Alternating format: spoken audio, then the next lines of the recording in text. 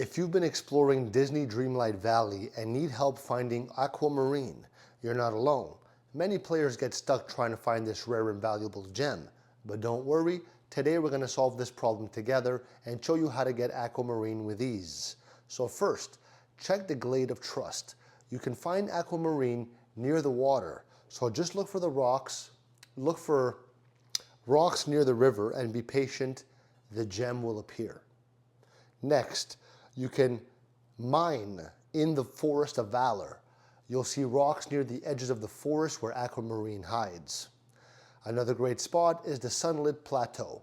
The bright rocks there have a good chance of giving you aquamarine. Don't forget about Scrooge McDuck's store. Sometimes aquamarine shows up as a random item, so keep an eye out.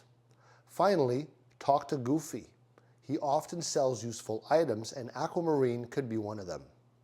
Now that you know the best places to look, don't waste any more time.